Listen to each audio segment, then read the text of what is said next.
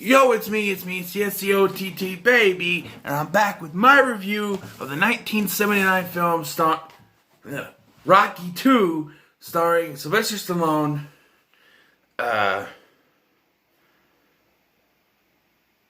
Talia Shire, and the guy who plays Apollo Creed, whose name I can't remember. I don't know who directed it, though. I didn't look. It doesn't say on the back, does it? No, any specifications and stuff. Well, Rocky 2 continues the story of Rocky after the first film. I mean, immediately after the first film, you see the fight, in the end of the fight from the first film, and then you get the hospital. And like I said, going in from the end, the last one, where, Apollo won, and he should be, after he got his victory, but there is something about the fight with Rocky that he wasn't anticipating, and that was resistance. He thought Rocky was going to be a cheap fight, an easy knockout, and he wasn't. He got a competitive fight. And even though he won by decision, he still couldn't get it done. He couldn't go for the knockout, and that's what he wanted. Winning by decision is a win, but it doesn't give you the same kind of, it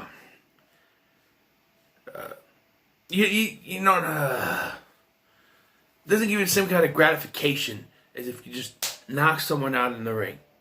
You know what I mean? It's like compare it to wrestling. You win by count out or disqualification. You get a victory, but it's not the same as if you've pinned them 1, 2, 3, or made them tap out. You know what I mean? For wrestling fans out there who doesn't know much about boxing, I don't know much about boxing, but it's how they compare it. So it's kind of like that.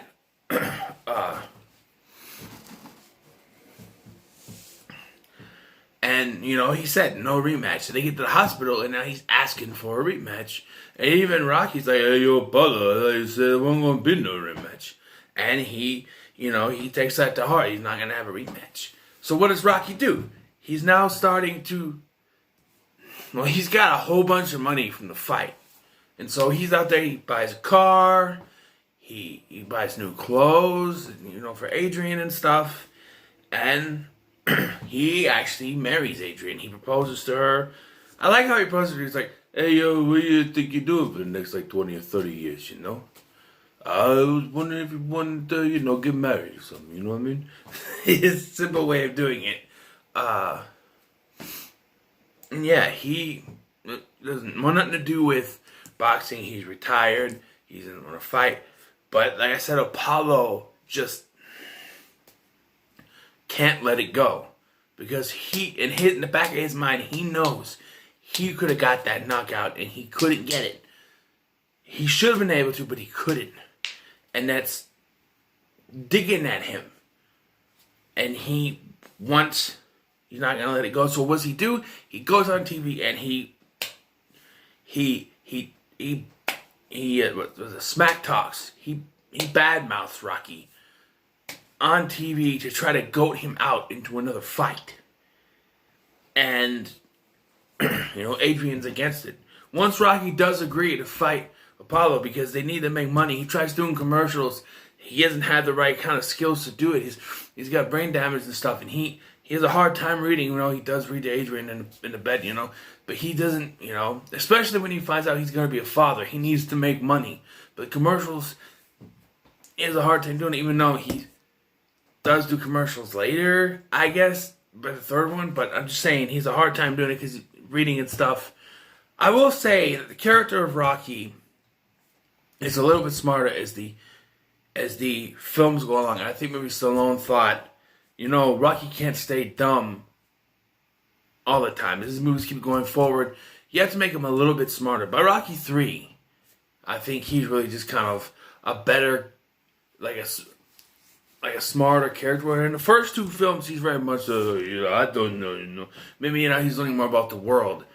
That's the third one. But here, it's right back to back. And he wants to fight Apollo again, and he knows he can get the job done this time. And he's got Mick in his corner. But the problem is he doesn't have Adrian in his corner, and that results in him not being able to concentrate hard enough, and it affects his training to where even Mick notices he's not all in on it. He trains and he trains, but he's not all in on it. He can't get all in on it because of the fact that Adrian doesn't support him. He doesn't have that support from Adrian. His wife, supposed to be right there with him. She doesn't support him, and his heart's not in it. No, eventually, Paulie, who sees how Rock is doing, he said, my sister, she ain't, maybe you need to talk to her. I don't need to talk to her, Paulie. I'm fine. Then Paulie goes to talk to her. And you know how Paulie talks. Paulie is not the best at words. And he goes off on her, causing her to have an early birth, which it goes pretty fast. They say the baby is a month premature. It goes kind of fast, I guess.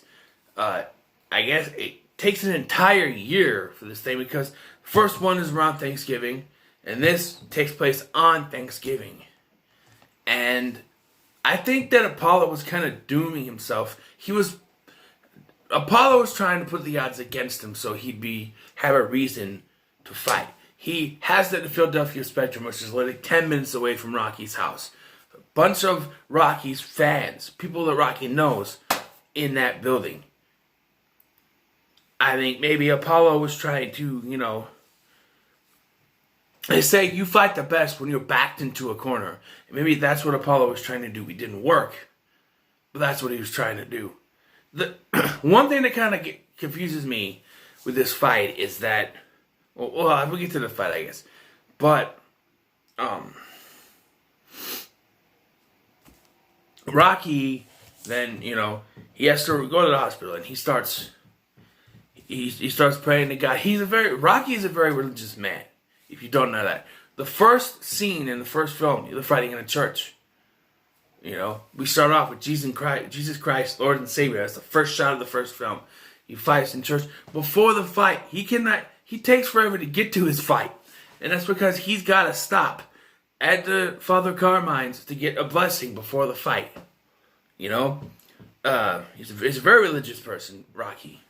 And so when Adrian goes in the hospital and she gives birth, but she ends up in a coma because of the hemorrhaging, he is in that chapel, I think it's the hospital chapel or something, praying every night to the fact that Mick even shows up and says, it's 3 o'clock in the morning. What are you doing here? And this is where I kind of got to disagree. Mick is there. He's talking to him. And the guy's wife is in a coma. And all Mick can talk about is the fight. I understand. He's trying... I understand what he was trying to say, though. The fight, it's very soon, but his head is not in it. With everything that's happening, his head is not focusing on the fight. I understand what he was trying to say, but the way Mick was trying to say it, how Mick was saying it, he was telling him to get his head into the fight, and that's not what he needed at that particular moment.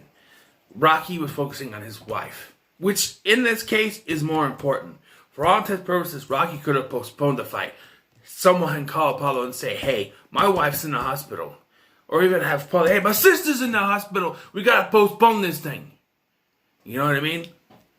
Probably can get it done, someone. But it gets, real close. Adrian wakes up out of her coma.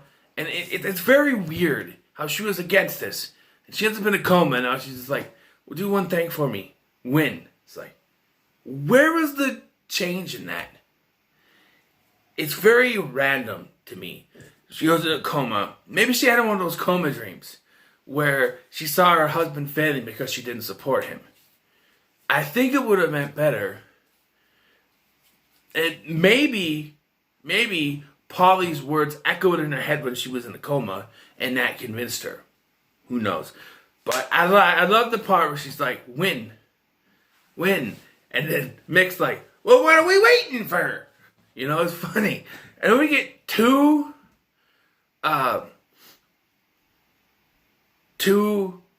back-to-back training montages. One It's just some dun dun dun kind of weird, music. Bill Conti, whatever. And he gets his training and stuff. And then we get a break where he's tucking in his baby, which he tucks the baby in wrong. I'm sorry, I'm a father myself. He's feeding the baby the bottle, and he tucks him in, and he says, okay, good night. But the baby's not asleep. Okay, Rock. If you don't put the baby in the bed when the baby is asleep, the baby won't go to sleep. I know. I've dealt with my son. My son would not sleep unless he would not sleep in his crib unless he was already asleep when you put him in there. I tried to put him in there. He just lay there staring at me. And I didn't even try to get in bed. And I did hear, okay, we'll get up. He had to be not just almost asleep, not just a little bit asleep, very much asleep. And he probably didn't have to deal with what I had to deal with. I had to go upstairs. I had to walk him upstairs. And my pants don't always fit me, so it was hard to carry him up the stairs with my pants slipping down. They're a little too big for me. But, yeah. I'm just saying that's not how babies work. They don't, you hit the slam in the crib and expect them to fall asleep right away. They have to be asleep when you put them in there or they won't sleep. Anyway, come from that. Then we get the traditional Rocky montage. Da-da-da, da-da-da. And you get the kids running with him, and that's cool. And then he runs up the steps again, which he already did that in the first one. So when he does it in the first one, it's a big constraint. Like, he did it. He went there. And he does it in this one. It's like, okay, you did it again. You got a bunch of kids behind you. All right. Now the fight. The trick here was that Mickey wanted him to fight not southpaw. I'm not sure which left or right that is. But he's using the opposite hand. And he wasn't really using the opposite hand. He was getting his ass whooped by Apollo. He's just getting punched. And then finally, Mick's like, okay, you gotta go southpaw. You gotta switch back to southpaw. No, I don't want to do that. I don't want to do that. No. I'm like, what do you mean, no? And no, do it. And then there's you get the finish of the fight. I talk about the last one because it was wasn't good. This fight, I think, is better than the one in the first one because you actually get Rocky gets that going and he knocks Apollo down, but the momentum also knocks him down. So now they're both trying to get up. And when the commentator says, if there's a draw, there's a double count, there's a draw, then the champion wins. And then you got Duke say, get up, you gotta get up. I'm like, does he actually have to get up? He doesn't have to get up. He has to make sure that Rocky stays down. You know what I mean? Because he can go forward, punch Rocky again, and knock them both down. And if Rocky stays down, then he retains. But he doesn't. He just sits there, tries to get back up, and fails to do so. And Rocky gets back up, and he wins by knockout. Rocky is the champion, and I like Rocky's little speech here at the end, which is it's arguably better than the one he does in the fourth film because if I could change, you could change, we all could change. That's a little bit cheesy. Here, it's like I want to thank Apollo for fighting me. Thank you, Apollo. I want to thank Mick for training me. Thank you. The one thing I want to say, I use this to my wife who's at home. 100! You know, it's that better speech than the other one. And it means a lot more than if I could change, or you could change, the world could change. You know what I mean? And in the end, I actually enjoyed this movie this time. Usually I say Rocky 2 is low tier for me, but I actually really enjoy it. I don't hate any of the Rocky movies, to be honest. I really enjoyed this one. Rocky 2 is going to get at least 8 out of 10 for me. It's very good. So what are your thoughts on Rocky 2? Let me know in the comments below. Like, share, and subscribe. I'll see you in the next one.